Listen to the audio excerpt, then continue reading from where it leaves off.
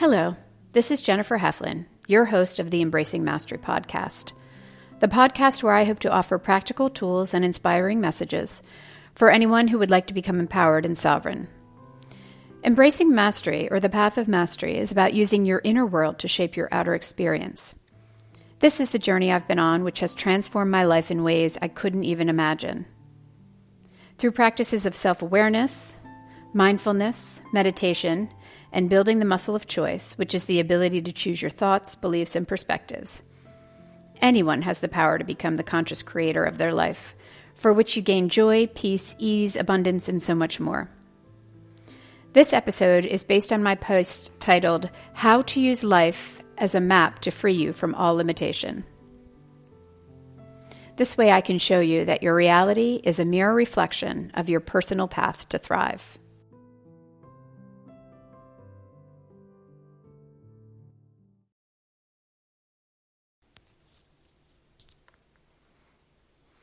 I was recently listening to an excerpt from a Simon Sinek interview, which both surprised and inspired me.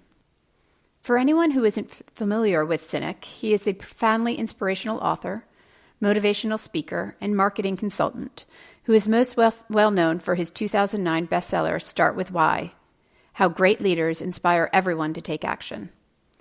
In this interview, Sinek was asked his perspective on current state of politics, U.S. politics in particular. He expressed his disappointment in many of our leaders across party lines. This didn't surprise me, but the questions he posed next did. This is what he asked of us. Now there is the other side of it, which is the question that must be raised, which is, are our politicians a reflection of us? Are our politicians a mirror raised to us? Should we be the first to throw stones, or should we accept that we get the politicians we deserve? If we want them to change, maybe we should change ourselves. Maybe we're the ones that are divisive. Maybe we're the ones that are narcissistic. Maybe we're the ones who are putting our needs in front of everyone else's. And if you look at it the way we are raising our kids and running our companies, I don't know if we can say that we're any better. And so maybe, instead of demanding that they change, we should demand that we change and take some accountability for our own actions, and maybe then we'll get the politicians we deserve. That blew me away. I hadn't heard anyone openly speak about our politicians and government being a reflection of what we need to resolve within ourselves. But I happen to know that this is the truth. In fact, all of our reality, our day-to-day relationships, interactions, and experiences is a mirror for our inner world, beckoning us to find the map of wisdom within its reflection. Freedom is not external. We are at a time in history when many of us feel burdened by external factors that seem to plague our daily life. There is a collective perception that we are at the mercy of something or someone outside of ourselves. That if the government, the economy, the healthcare system, the educational system, our boss, our spouse, or some other external factor changed, we could be free to live our lives in peace, prosperity, good health, and joy. There is no question that self-determination is our inalienable right, but this gift does not come to us externally. Freedom is a quality that is created within, and yet we continue to point fingers at the people and the systems we perceive have imprisoned us. The secret to dissolving any illusion of limitation, however, is to realize that nothing outside of us has the power to dictate our reality unless we choose it to be so. As the famous Martin Luther King has said, "Let us not seek to satisfy our thirst for freedom by drinking from the cup of bitterness and hatred. Again and again we must rise to the majestic heights of meeting physical force with soul force." So the process of claiming freedom can start no other place but within.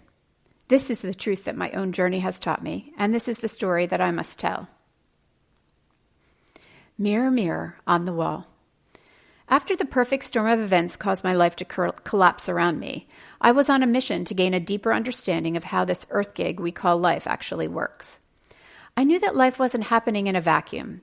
I realized that it wasn't just a random and chaotic set of circumstances, and I was starting to understand that if you truly want to be free, you need to go beyond the superficial to the nuts and bolts of what makes our reality tick. One of the first truths that I discovered is that our reality, our relationships, interactions, and experiences is a mirror reflection for our inner world. Our inner world, which is also known as our consciousness, manifests itself in the physical through a combination of our intent, thoughts, beliefs, perspectives, and actions. Our consciousness is the foundation for everything in our reality.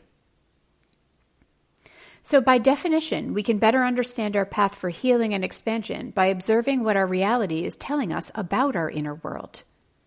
You may ask the question, well, isn't our action included in this equation? Yes, but action is based upon the contents of our inner world. Our consciousness is the primary source for all change, healing, and expansion. That said, because our consciousness is composed of both the conscious and the subconscious, our true intent, thoughts, beliefs, and perspectives aren't always readily apparent and accessible.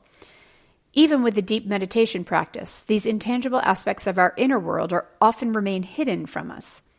And this is precisely why the practice of observing and learning from our reality, the mirror reflection of our inner world, is so powerful. Our reality is like a cheat sheet for understanding, healing, and expanding our consciousness. It truly is amazing.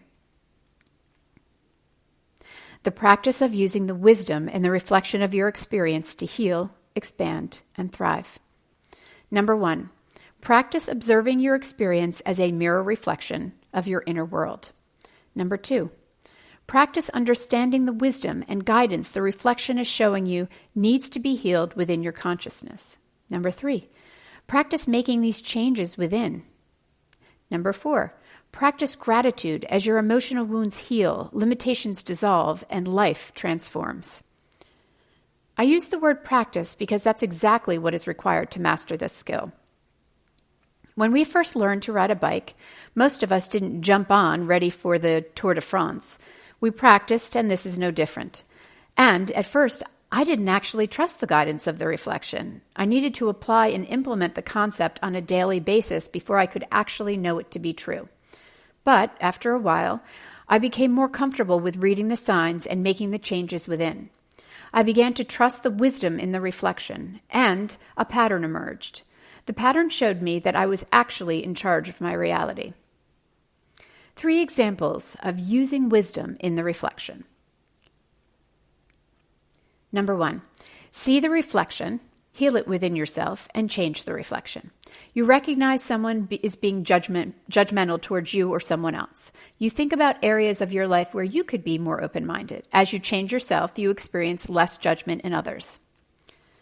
Number 2, see the reflection, choose the meaning, and change the reflection. You experience something that leaves you feeling victimized.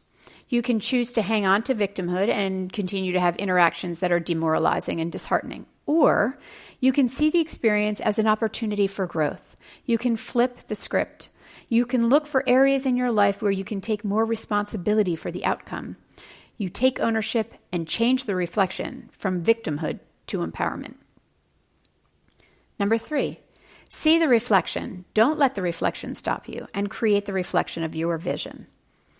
You have a vision of what you want to create. Disappointment, chaos, frustration, failure, etc. occurs.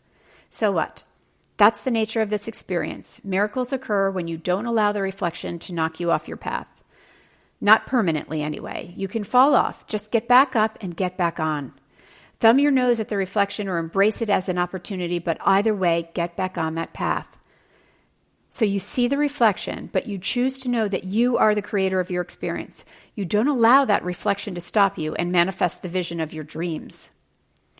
The pattern that emerges as you practice observing and using the wisdom in the reflection is that you, and only you, are the creator of your experience. You have the power to create and change the reflection. You are in charge, no one else. That's why the mirror is magical. You are the creator. The reflection of your life is a map of wisdom just for you. What I am saying here is, learn from my experience. Do not give away your power. You are a creator. Use the tools of creation to mold your life into your greatest visions. Reality is the mirror reflection of your personal map to freedom, healing, and expansion. It actually provides the directions to move out of the patterns in your life that leave you feeling trapped and miserable, and opens the door to become the creator that you innately are. Use the reflection, use the map, embrace the wisdom, heal, expand, thrive. Practice this every single day. This is your inalienable right. Become the creator.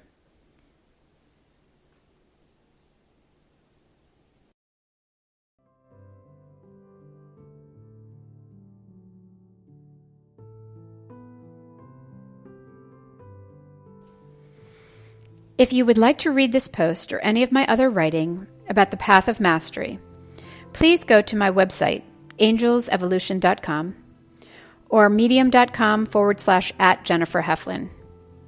Thank you so much for listening, and until next time, may the light shine in you, with you, and through you.